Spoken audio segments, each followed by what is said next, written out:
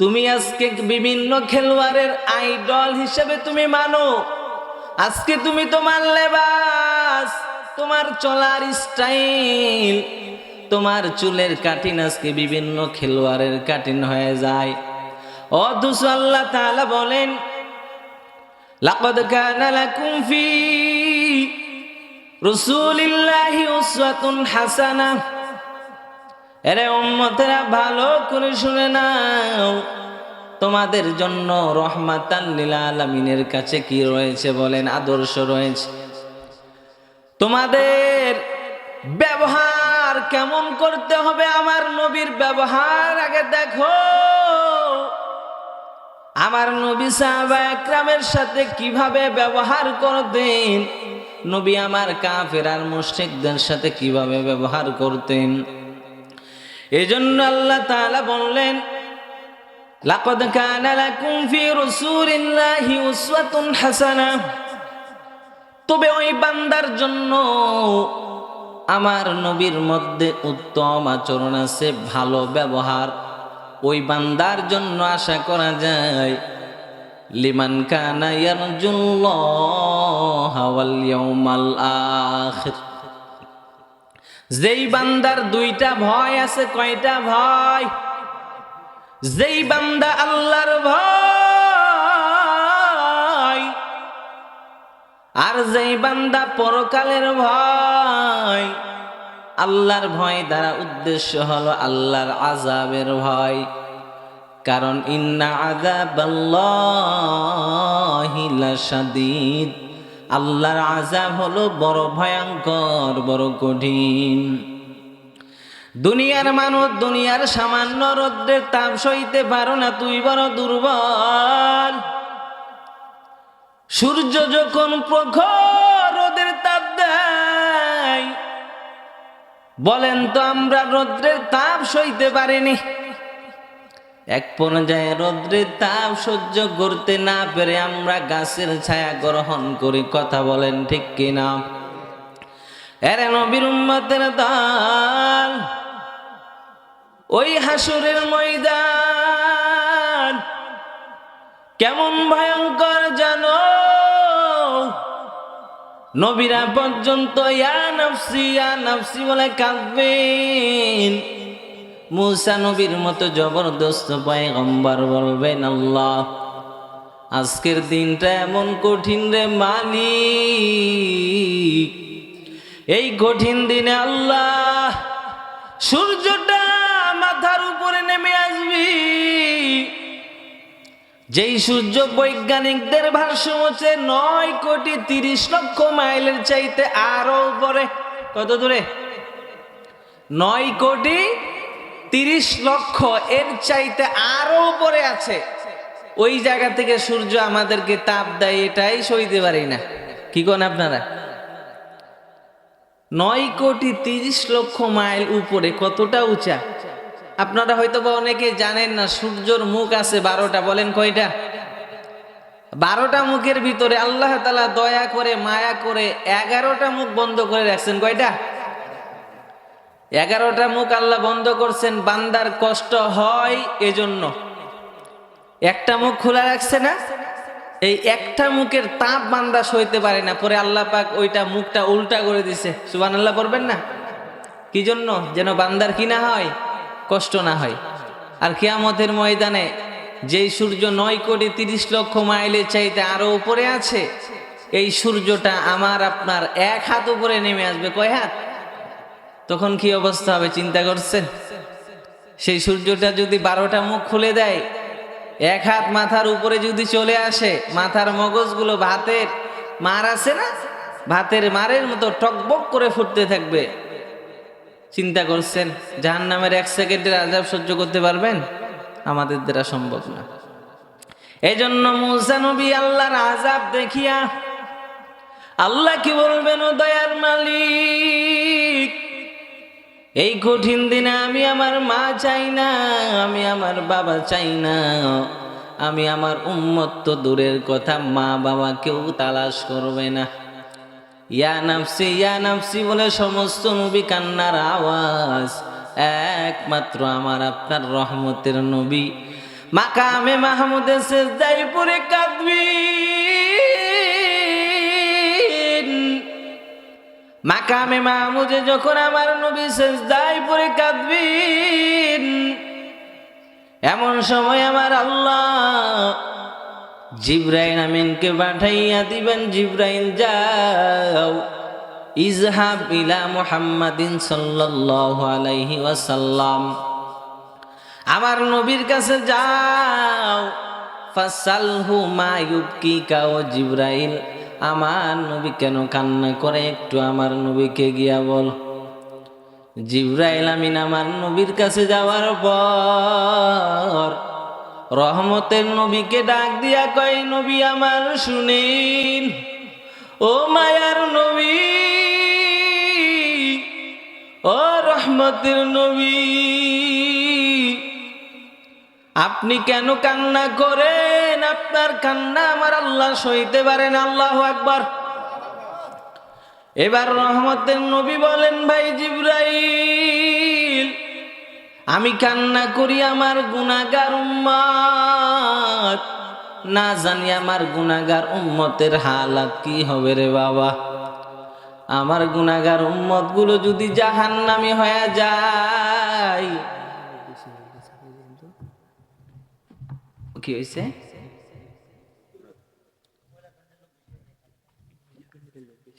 এখন কি করব? আচ্ছা, মা বোনেরা একটু আপনারা চাপাচাপি করে বসেন, শীতের দিন যেহেতু আপনাদের প্যান্ডেল ছোট হয়েছে, জায়গা সংকুলন না, এজন্য আপনারা একটু চেপে চেপে বসেন। তো বলছিলাম আমাদের নবী আমাদের জন্য কান্না করবেন। সুবহানাল্লাহ। আমরা যেন জাহান্নামী না হয় এজন্য আমাদের নবী আমাদের জন্য চোখের পানি ফালাবে, আল্লাহর কাছে কান্না করবে। আপনি আমি কয়দিন আমার নবীকে খুশি করছি বলেন তো? 5 বেলা যে মুয়াজ্জিন আজান দেয় আমাদের কোনো খবর আছে ভাই? আমাদের নবীর সুন্নতি দাড়ি পর্যন্ত আমরা রাখি না, কি বলি? এখনো তো মেয়ে বিয়ে দিই নাই, দাড়ি রাখি কি করব? বলে কি বলি না? এখনো মেয়ে বিয়ে দিই নাই, দাড়ি রাখি কি করব? ছেলে বিয়ে দিই নাই, মানুষ কি বলবে?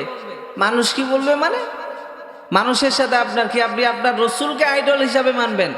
আমাদের নবীজি কি করেছেন? দাড়ি রাখা দায়মি সুন্নত না? দাড়িতে যে খুল লাগান, বেলেট লাগান, আমার নবীকে প্রতিনিয়ত কষ্ট দিচ্ছেন কিনা বলেন? তাহলে আপনি কি নবীর সুপারিশ পাবেন? নবীর সুপারিশ পাইতে হলে নবী যা করেছেন তা করতে হবে আমাদেরকে। কথা বুঝাইতে পারলাম? তো এবার নবী যখন কান্না করবেন, এমন সময় জিবরাইল আমিন যখন বলবেন, নবী কেন কাঁদেন? নবী ডাক দিয়া বলে, ভাই জিবরাইল, আমার উম্মত গুলো কে কি আমার আল্লাহ জাহান্নামে দিয়া দিছে নাকি, এজন্য কান্না করি। আল্লাহ তাআলা এবার জিবরাইল আমিনকে বলেন, ও জিবরাইল, আমার নবীকে গিয়া বলো আমার নবী যেন কান্না থামা দেয়। ইন্না সানুরদিকা ফি উম্মাতিকা ওয়ালা নাসুউকা। অচিরেই আমি আমার নবীকে সুসংবাদ দিব, অচিরেই আমি আমার নবীকে সুসংবাদ দিব। কি সুসংবাদ? ও নবী, আপনার 70,000 উম্মত বিনা হিসাবে জান্নাতে চলে যাবে। কয় হাজার? লা হিসাবা ওয়ালা কিতাব। ও নবী, আমার কোনো হিসাব দেওয়া লাগবে না, কোনো জবাব দেওয়া লাগবে না, বিনা হিসাবে 70,000 উম্মত একসাথে জান্নাতে যাবে। এটা উম্মতে মুহাম্মাদের বৈশিষ্ট্য। সুবহানাল্লাহ। বিনা হিসাবে কতজন মানুষ? 70,000 উম্মতকে আল্লাহ পাক বিনা হিসাবে জান্নাতে পাঠিয়ে দিবেন। কার খাতিরে? আমাদের নবীর খাতিরে, নবীর সম্মানের খাতিরে। সুবহানাল্লাহি ওয়া বিহামদিহি। এরে নবীর উম্মতের দাল। এটা জায়গার নাম কি? ফাজিল মোড় নাকি বাঁকাডাঙ্গি? ও ফজিল মোড়। আচ্ছা, ফজিল মোড়। তো ফজিল মোড়ের মানুষ একটু চিন্তা করেন তো, এই যে আপনারা সবাই এখানে বসে আছেন, জান্নাতের বাগানে বসে আছেন না? আপনারা যে বাড়িতে গিয়ে ঘুমাবেন, আগামীকালকে ফজর হওয়ার আগে আপনার রূহটা ফিরে আসবে কি না এই গ্যারেন্টি আছে? কেউ দিতে পারবে? কোনো মানুষ গ্যারেন্টি দিতে পারবে? পারবে না। এই যে জান্নাতের বাগানে বসে আছেন, যদি আপনারা শেষ পর্যন্ত থাকেন, আল্লাহ তাআলা যদি কোনো বান্দাকে জান্নাত দেওয়ার অজুহাত খুঁজেন, এই একটা ফটোই যথেষ্ট। সুবহানাল্লাহ। যে আল্লাহ, ওই যে আমার অমুক বান্দা ওই মাহফিলের প্যান্ডেলে বসে কোরআনের বয়ান শুনছিল, আমার চেহারা দেখার জন্য। আপনারা কি আমার চেহারা দেখে আমাকে দাওয়াত করছেন নাকি কোরআন হাদিসের কথা শোনার জন্য? বলেন, আমি যা বলছি আমার মন গড়া কথা বলছি নাকি আল্লাহর রসুলের এবং আল্লাহর বাণীগুলো বলছি? বলেন। আল্লাহ যদি কোনো বান্দাকে জান্নাতে দিতে চায়, আপনাদের এখানকার মধ্যে আপনাদের একজনকে আল্লাহর পছন্দ হয়েছে, এই মাহফিলটার উসিলাই জান্নাত দিয়ে দিতে পারে। এই যে ইয়ং জেনারেশন, এই ফজিল মোড়ের যুব সমাজ যে এই মাহফিলের আয়োজন করছে, যদিও ছোট্ট পরিসরে করছে, এই মাহফিলের উসিলাই হতে পারে তাদের নাজাতের কারণ। কারণ বর্তমান সময় যুব সমাজ যে পরিমাণ নাচ গান, যে পরিমাণ যাত্রার আয়োজন করে, এই যুব সমাজ যে মাহফিলে আয়োজন করেছে, আমি অনেক খুশি হয়েছি, আলহামদুলিল্লাহ। এটা আপনাদের এলাকার জন্য রহমত। এলাকার জন্য কি বলেন? রহমত। তো বলছিলাম, লাকাদ কানা লাকুম ফি রাসূলিল্লাহি উসওয়াতুন হাসানাহ লিমান কানা ইয়ারজুল্লাহা ওয়াল ইয়াউমাল আখির। ওই বান্দার জন্য নবীর মধ্যে আদর্শ আছে, যেই বান্দা দুইটা কাজ করবে। কয়টা কাজ? এক নাম্বার আল্লাহ পাকের ভয়, দুই নাম্বার পরকালের ভয়। কিসের ভয় বলেন? ও বান্দা, চোখ দুইটা বন্ধ করে দেখো। ও আমার কলিজার যুবক, ও পর্দার আড়ালের আম্মা জান, রাতের বেলা বালিশের সাথে মাথাটা লাগাইয়া একটু চিন্তা করবেন, আগামীকাল ফজর যদি আমি পড়তে না পারি আমার কি উপায়? আমি যদি সকাল হওয়ার আগে মরিয়া যাই, কি সামানা নিয়ে কবরে যাব? আমি মারা যাওয়ার পর মসজিদের মাইকে এলান করা হবে, আজকে অমুক দুনিয়ার জমিন থেকে বিদায় নিস, আজকে অমুকের লাশটা পড়ে আছে, সন্তানেরা কান্নার আওয়াজ, স্ত্রী কান্নার আওয়াজ, সবাই কান্নার আওয়াজ। দৌড় দিয়া মসজিদের ইমাম সাহেবের কাছে গিয়া হাজির, ডাক দিয়া কয়, ইমাম সাহেব, আমার আব্বা আজকে দুনিয়ার জমিন ছেড়ে চিরবিদায় নিয়ে গেছে রে ইমাম সাহেব, আপনি একটু জানাজা পড়াইয়া দেন। আবার কেউ বাঁশ কাটার জন্য রেডি হয়ে গেছে রে বাবা। একদল মানুষকে বলে আমার বাবার জন্য কবর খনন করো, আর একদল মানুষকে বলবে আমার বাবার শেষ গোসলটা দাও। আর কোনো দিন বাবা বলে ডাকতে পারবো না, এই জবান দ্বারা আর কোনো দিন আমার বাবারে আমি ডাকতে পারবো না। এই ঘরে আমি আর আমার বাবাকে কোনোদিন দেখতে পারবো না, আমার বাবার বিছানাটা খালি হয়ে যাবে। এজন্য আল্লাহ তাআলা বললেন, যার মধ্যে আখিরাতের ভয়, যার মধ্যে আল্লাহর ভয়, ওই বান্দার মধ্যে কি আছে বলেন? নবীর মধ্যে ওই বান্দার জন্য আদর্শ আছে। ওয়া যাকারাল্লাহা কাসীরা, যেই বান্দা আল্লাহকে বেশি পরিমাণ স্মরণ করেন, ওই বান্দার জন্য নবীর মধ্যে কি আছে বলেন? আদর্শ আছে। এরে নবীর উম্মতের দল, আল্লাহ তাআলা যখন কোরআনের একটা আয়াত নাজিল করলেন, ওয়া আনযির আশিরাতাকাল আকরাবিন, ও নবী আমার, আপনি আপনার আত্মীয় স্বজনদেরকে আপনি কি করেন? ইসলামের দাওয়াত দেন, কালমার দাওয়াত দেন, ভয় ভীতি প্রদর্শন করেন। এমন সময় নবী আমার ভীত সন্ত্রস্ত হয়ে গেলেন। নবী আমার এত ভয়, এবার নবী আমার সাফা মারওয়া পাহাড়ের মধ্যে উঠিয়া গেলেন। নবী এবার মারওয়া পাহাড়ে ওঠার পর বংশের মানুষগুলোকে নবী আমার ডেকে ডেকে বলেন, আর আইতাকুম লাউ আখবারতুকুম আন্না খয়লান বিল ওয়াদি তুরিদু আন তুগীরা আলাইকুম আকুনতুম মুসাদ্দিকিয়া। নবী আমার বংশের মানুষদের ডাক দিয়া কয়, চাচা, যদি আমি বলি ওই যে পাহাড়ের পেছনে শত্রুর একটি দল আপনাদের উপরে আক্রমণ করার জন্য রেডি, ও চাচা বলেন আপনারা কি আমার কথা বিশ্বাস করবেননি? এবার বংশের মানুষের ডাক দিয়া কয়, রে মুহাম্মদ, তুমি এমন একজন মানুষ, জীবনও তোমার দ্বারা কোনোদিন মিথ্যা বলতে তোমাকে শুনি নাই। মক্কার কাফের আর বেঈমান আমার নবীর সততা দেখিয়া নবী আমার আল আমিন উপাধি পাইছেন। কথা বলেন ঠিক কিনা?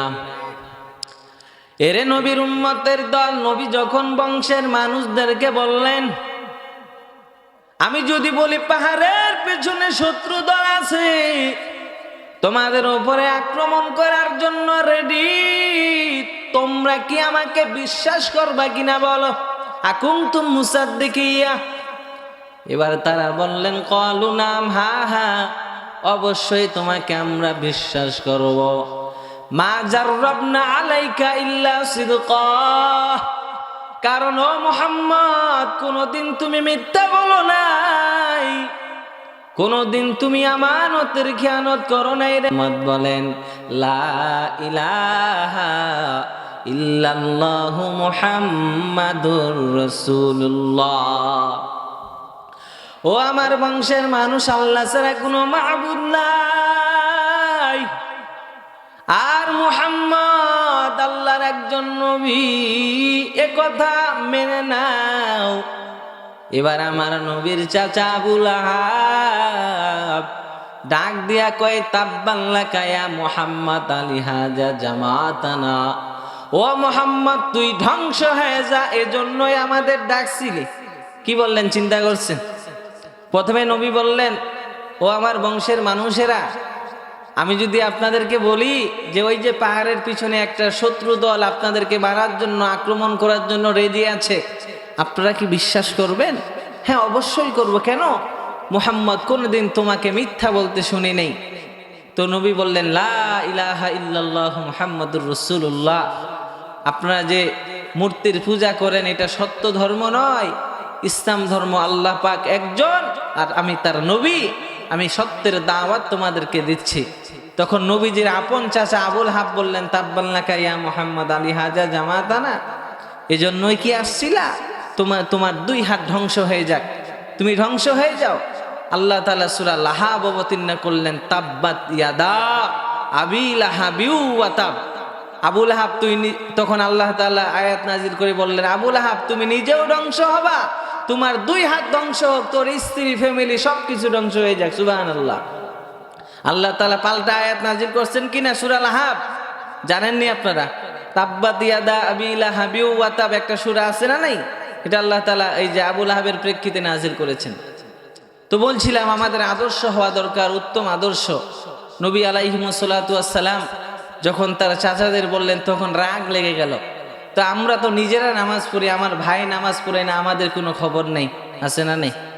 আমি নামাজ পড়ি, আমার ছেলে নামাজ পড়ে না, আমার এটা কোনো কি নেই, গায়ে লাগে না। আপনি মনে করছেন আমি ইমানদার হয়েছি, আমি নামাজি, আমি নাজাত পেয়ে যাব, কিন্তু আসলে কি এটা? আপনার ছেলের জন্য আপনাকে আল্লাহর কাছে জবাবদিহি করতে হবে না?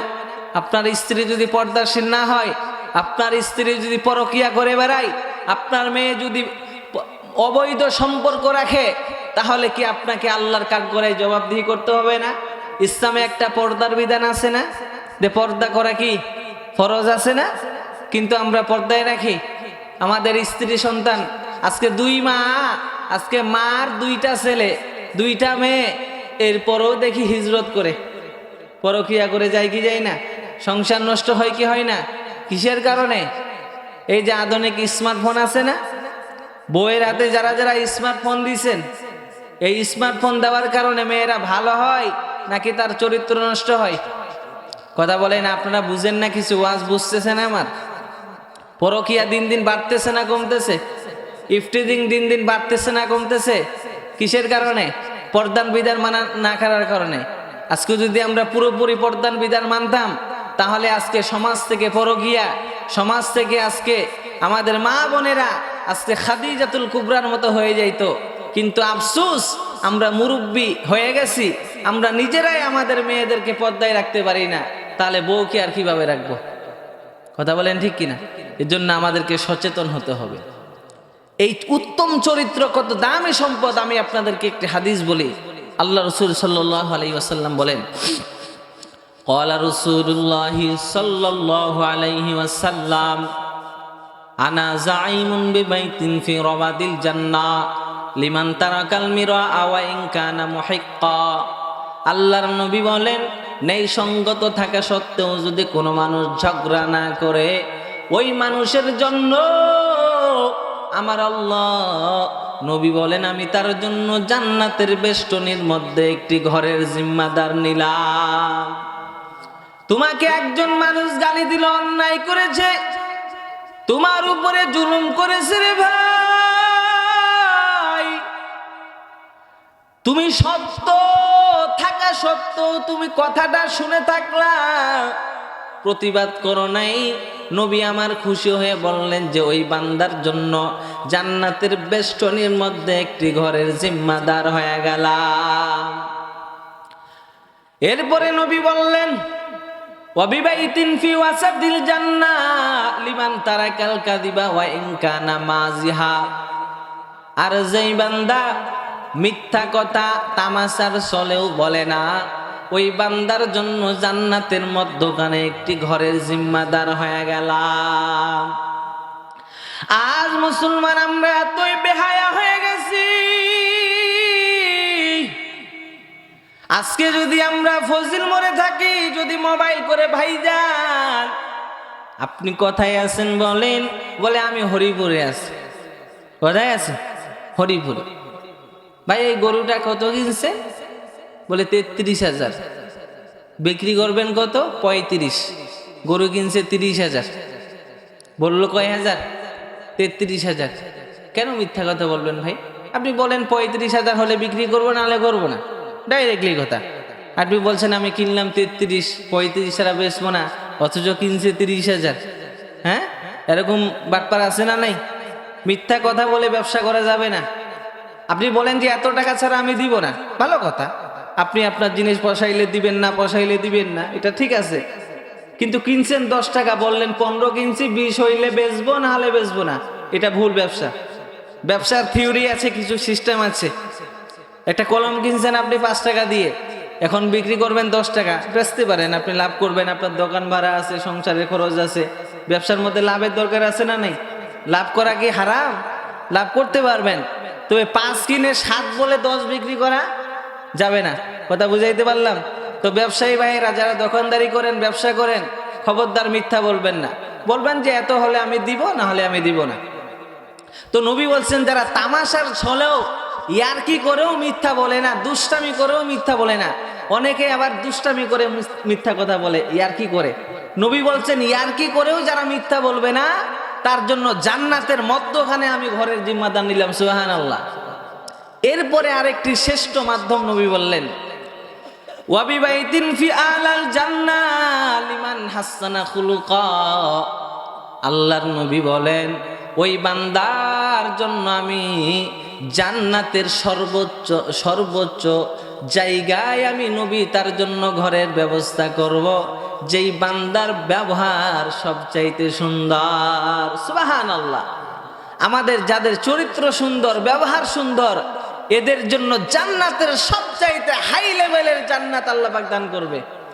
শর্ত হলো কি, আমাদের ব্যবহারটা কি করতে হবে? কথায় কথায় রেগে গেলে হবে না। ব্যবহার, নবীজির ব্যবহার দেখে যেরকম কাফের আর মুশরিকেরা কালমা পড়ে মুসলমান হয়েছে, আমার আপনার ব্যবহার দেখে যেন মানুষ কি হয়, বলে না লোকটা ভালো, তার ব্যবহার ভালো, কথাবার্তা ভালো। এখন যদি আমি একজনকে ধমক দিয়ে কথা বলি, একজনকে গালি দেই, আমার ব্যবহারে সে সন্তুষ্ট হবে? আমি মরে গেলেও সে আমাকে গালি দিবে, দিবে কি দিবে না? তো সে মরছে, খুব ভালো হয়েছে, এলাকায় খুব মানুষকে জ্বালাইতো, বলবে কি বলবে না?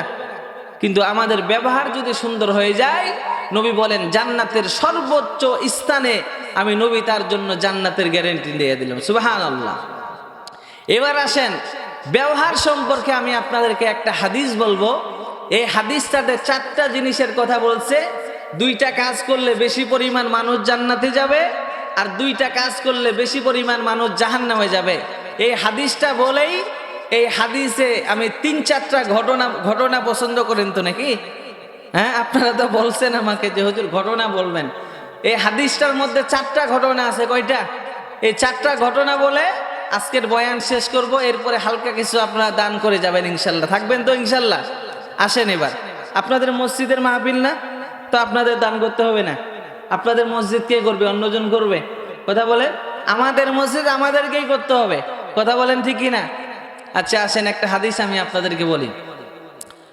عن أبي هريرة رضي الله تعالى عنه قال سئل رسول الله صلى الله عليه وسلم عن أكثر ما يدخل الناس الجنة فقال تقوى الله وحسن الخلق।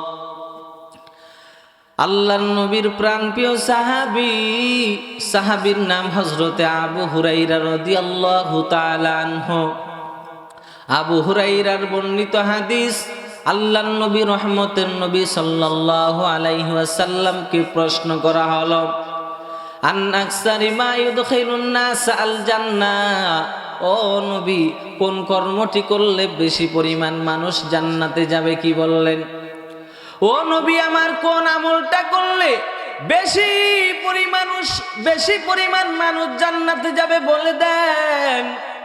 নবী বললেন 2টা কাজ করো, তাহলে বেশি পরিমাণ মানুষ কোথায় যাবে? আল্লাহর জান্নাতে যাবে। 1 নাম্বার তাকওয়াল্লাহ, আল্লাহর ভয় অন্তরে ঢুকাও। কার ভয়? বান্দা চুরি করতে যাবা, তুমি অন্তরে ঢুকাও আল্লাহর ভয়। এরে বান্দা, নামাজ ছেড়ে দিয়েছো, নামাজ পড়ার খবর নাই, তুমি আল্লাহর ভয় অন্তরে ঢুকাই নাও। আমি যে আজকে বেনামাজি হইয়া ঘুরি, আমাকে তো কবরে যাইতে হবে, কি আমল নিয়ে যাব? আল্লাহর ভয় যেই বান্দার ভিতরে থাকবে, ওই বান্দা কোনোদিন 5 ওয়াক্ত নামাজ ছাড়তে পারে না। কথা বলেন ঠিক কিনা? আল্লাহর নবীর সাহাবা একরাম, তাদের ভিতরে কি পরিমাণ আল্লাহর ভয়, কি পরিমাণ জাহান্নামের ভয়। এরে ফজিলপুর এলাকার মুসলমান, ও আমার কলিজার যুবক ভাই, আমি আপনাদেরকে একজন সাহাবীর ঘটনা আমি আপনাদেরকে শোনায় যাই। যেহেতু আপনারা ঘটনা অনেক পছন্দ করেন, আপনাদের মাঝে আমি বলতে চাই। আল্লাহর নবীর সাহাবী, ইসলামের 2য় খলিফা ওমর ইবনুল খাত্তাব, ওমর রাদিয়াল্লাহু তাআলা আনহু ইসলামের 2য় নাম্বার খলিফা। কয় নাম্বার খলিফা? আল্লাহর নবী ওমর কেমন দামি একজন সাহাবী। ঈদের দিন মুসলমানের আনন্দের দিন, মুসলমান ঈদের দিন আনন্দ করতেছে রে বাবা। হযরত ওমর ঈদের দিন দরওয়াজা লাগাইয়া কান্নার আওয়াজ। সাহাবা একরাম ডাক দিয়া কয়, ভাই ওমর কেন কান্নার আওয়াজ? আজকে ঈদের দিন, মুসলমানের আনন্দের দিন। ও নবীর সাহাবী ওমর, আজকে আপনি কেন কান্না করেন? ওমর ডাক দিয়া কয়, ভাই আজকে ঈদের দিন, আনন্দের দিন তো ওই বান্দার জন্য যেই বান্দা রমজানের রোজাগুলো রাখলো, যার রোজা আল্লাহর দরবারে কবুল হয়েছে তার জন্য আনন্দ, যার নামাজ আল্লাহর দরবারে কবুল হয়েছে তার জন্য আনন্দ। কিন্তু আমি ওমরের বড় ভয়, রমাদান মাসে রোজা রাখলাম, তারাবির নামাজ আদায় করলাম, আমার আল্লাহ আমার আমলগুলো কবুল করলো কিনা বড় ভয়। আল্লাহু আকবার। কেমন সাহাবী হযরত উমর, যেই উমরকে দেখলে মিস্টার ইবলিশ পর্যন্ত ভয় পায়। কে ভয় পায়? ইবলিশ শয়তান। যেই রাস্তা দিয়ে উমর হাঁটেন ওই রাস্তা দিয়ে ইবলিশ শয়তান ভুলেও হাঁটে না। এমন একজন দামি মাপের সাহাবী উমর, যে উমর দুনিয়াতেই জান্নাতের সার্টিফিকেট পাইল। উমর জান্নাতের টিকিট পাওয়ার পর বিন্দু মাত্র আমল কমাই নাই। আল্লাহর নবী বলেন, আনা খাতামুন নাবিয়্যিন লা নাবিয়্যা বাদি, আমি নবী, শ্রেষ্ঠ নবী, আমার পরে আর কোন নবী আসবে না। তবে ফজিলপুর এলাকার মুসলমান ভালো করে শুনে নাও, ও পর্দার আড়ালের আম্মা জানেরা, ভালো করে শুনে নাও রে আম্মা জান, একটু গভীর মনোযোগ দিয়ে শুনেন। আল্লাহর নবী বলেন, আমি নবীর পরে আর কোন নবী আসবে না। লাউ কানা বাদি নাবিয়্যুন লাকানা উমর, তবে হ্যাঁ এ কথা সত্য, আমি নবীর পরে যদি আল্লাহ কাউকে নবী বানাইতেন আমার উমর নবী হয়ে যাইত। সুবহানাল্লাহ। আমি নবীর পরে আর কোন নবী আসবে না, তবে আমি নবীর পরে যদি আল্লাহ কাউকে নবী বানাইতো, কে নবী হয়ে যেতেন? হযরত উমর। এরে নবীর উম্মতের দল, কেমন সাহাবী হযরত উমর, অর্ধ জাহানের বাদশা। কি জাহানের বাদশা বলেন? অর্ধ জাহানের বাদশা উমর। দিনের বেলা মানুষের বিচার করেন, আর রাতের বেলা হযরতে ওমর ছদ্মবেশে মানুষের খবর নেই। সুবহানাল্লাহ। আজকে যদি আমি চেয়ারম্যান হয়ে যাই, আমার আশেপাশে 2, 4, 5টা বডিগার্ড লাগে। আজকে আমি বড় বক্তা, আমার 2, 4, 5 জন বডিগার্ড না হলে আমার মান সম্মান হানি হয়ে যায়। কিন্তু হযরতে ওমর অর্ধ জাহান শাসন করতেন, কোন বডিগার্ড হযরতে ওমরের লাগে নাই।